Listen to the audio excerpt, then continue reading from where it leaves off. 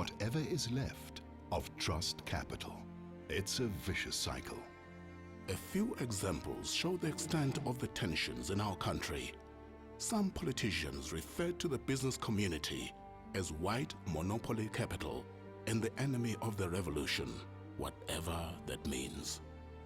Business leaders are skeptical of some politicians and political advisors who wish to implement the disastrous Marxist experiment of nationalization of industries. The relationship between business and labor is mostly frosty. Government's engagement with business and labor is poor. Some business leaders are disdainful of transformation. And within each of the sectors, government, business, and labor, there are also structures that indicate a growing deficit in trust capital. So, what should be done? We have to go back to what led South Africa to make the transition from apartheid to democracy and improve on it. Incorrectly dubbed a miracle, South Africa's relatively peaceful political settlement that led to the molding of disparate race and ethnic groups into one nation was delivered through negotiations. The political players and other actors found each other by sitting around the table, shaking hands, talking tough, and developing trust over time. It wasn't easy. It was not a miracle. It didn't spring up from nowhere. Many people sacrificed their lives to ensure that there was a deal on the table. But there was no way the negotiations would have succeeded and delivered the 1994 election had there been no trust. A lot of time was invested in building bridges and sharing of perspectives that eventually led to the understanding that all South African citizens have an equal stake in the country's future. Now that we are a 23-year-old democracy, we seem to have dropped the ball at a critical moment when we should have intensified cooperation across all sectors to speed up the development of our country. We need to find innovative ways to regenerate trust. Nation in Conversation was born out of this realization. It is an important platform that seeks to regenerate trust among stakeholders within the agricultural sector, as well as between this important sector and the rest of society. Conceptualized and written by Mpumelelo Mkhabela.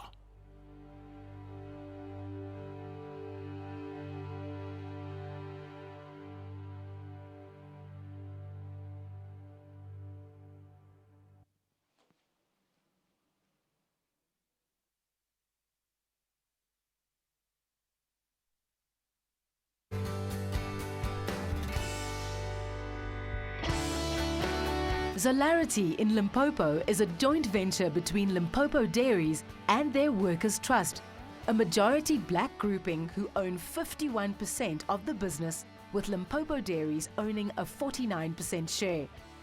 Financed by Land Bank, Zolarity acquired unutilized land adjacent to the dairy, upon which to expand and diversify its operations. With an offtake agreement in place through Limpopo Dairies, the initiative received the boost that it needed. My dad started Limpopo Dairies in 1979 as a small dairy. I think he had 8 cows. We're just outside Makadu, Luitrigard in the Limpopo province. We have between 300 and 400 employees throughout the province. We're milking 750 cows at the moment, 3 times a day. We take the primary milk and we make dairy products, yogurts, everything fresh dairy. We supply that to all the major retailers, ship with a benefit trust to create wealth for our own people. Die projekte wat ons gaan begin by Zolarity, hulle gaan ons help. Daar's ook geleentheid in die bestuurheid van hulle. En dit beteken nou daar gaan nog weer werkgeleentheid wees. Miskien in so 7-10 jare dan weet ons nie. Nou skor ons, nou begin die goed, begin die geld bietjie rol. As a young woman growing up in South Africa, these kind of opportunities don't come knocking on your door. So when this initiative came through and I was approached. I felt honored. Looking at the bigger picture, knowing that everyone is gonna get something out of it, the community as a whole will get something out of it, that really makes my heart beat.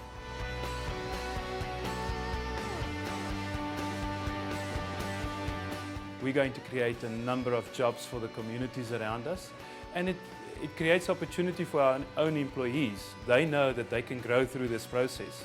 We're going to have huge projects that they can grow into managing those projects. I believe that you can't have a successful business with people that live in poverty around you. My dad taught me that a hand that looks like this can't get. You can only get if you do that. And I think that's the principle. For a start, that is why agriculture needs to make a change.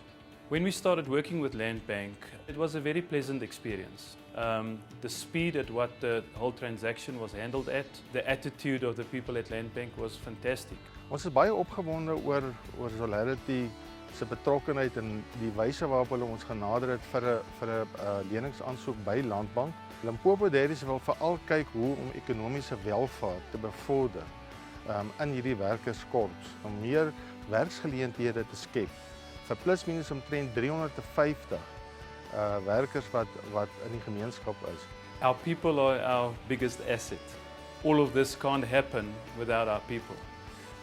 We put in a huge effort to train and to uplift our own people, and I know that we're going to create a successful story here for people to come and learn from us too, because many farmers and many farm workers wants to see success, and I believe in future they're going to be able to come and sit with us so we can point them in the right direction.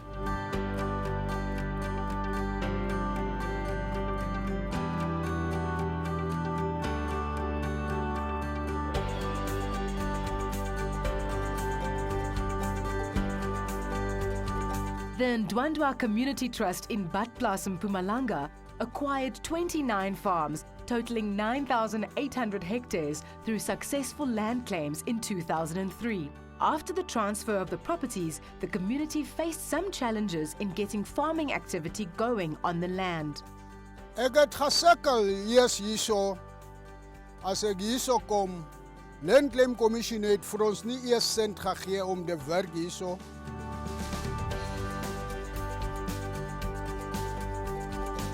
Actually, when we started, it was not easy. We've got the land, we've got the passion, but the technical part, that's what we're lacking. Toe teken ons die kontrak met Rianne. Rianne hulle ploeg nou vir hulle self die hectares van hulle ploeg die hectares van ek in die community. Land Bank het vir ons kom help. Ek het hierdie omgewing vir 13 jaar geken. En ek het ook vir Robert leer ken na die staat hierdie plaas opgekoop het. En bewus gewees daarvan dat hy lank gesukkel het om finansiering te kry by die bank. Met die nuwe bestuur wat aan die landbank gekom het hulle begin kyk hoe om opkomende boere te help. En die eerste groep wat by my opgekom het was die Ndwandwa groep. With Land Bank's support, a total of 555 hectares will be planted. This includes 125 hectares of new land that has been brought under production. There has been an increase in the production yield from the land, as well as an increase in employment on the farms. Ultimately, Land Bank's support has ensured the productive use of land from restitution. Ek dink die mense wat hierso werk, hulle is nou meer is 100 mense wat nou hierso werk. Ek wil nog vorentoe gaan. Dis nie nou net laat ek nou net tot hierdie milies nou net hierso ploeg en verkoop dis al. Nee. Ek wil hierdie ding moet hy groter wees. Ek praat nou met landbanke. Ons kort die silos. Ons kort nog die trekkers. Ons kort nie alles die griskap om te ploeg. Ons wil die groot beker hierso opset. Laat ons die brood hierso bak. Ons het nou die meel ook opgeset. Hierdie meel, hy maak groot mieliemeel, hulle vervoer by Mozambique en oralste. Remember when you start, and then this land here was dying for years, and then the cost involved to start and plant, it's very high. So we really thank Rian for helping us, and also the Land Bank for assisting us. The reason why we involved in projects like these is because of the model it's based on, and that's highly successful in the Ndwandwe case. So we need to grow food security in South Africa, and this is the way forward.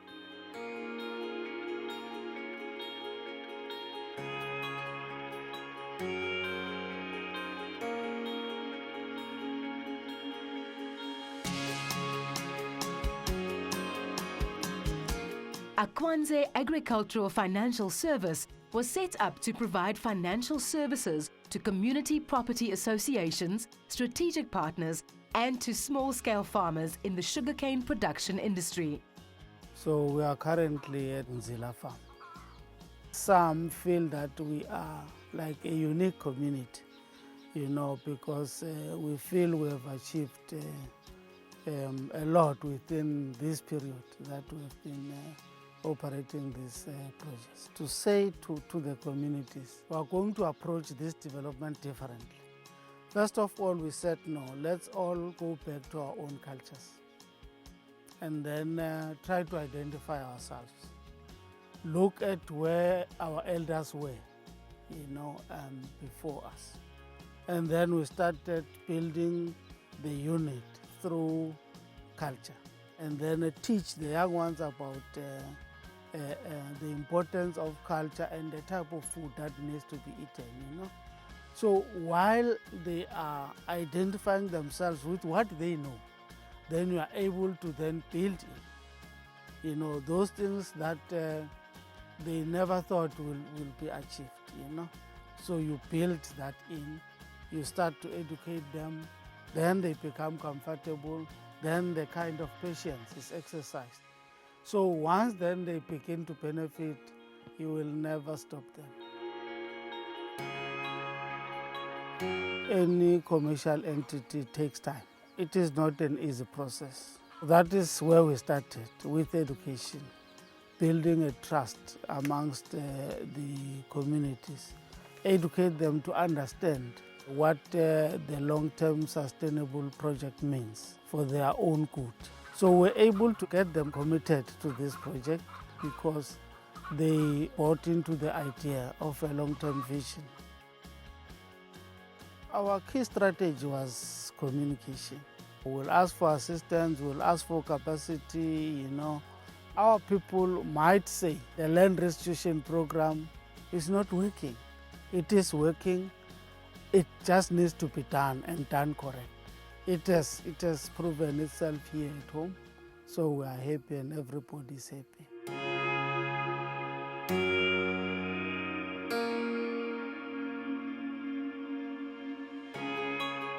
I'm Stella Mthembu. I work for RCL Foods. I'm the manager for land reform and corporate social investment.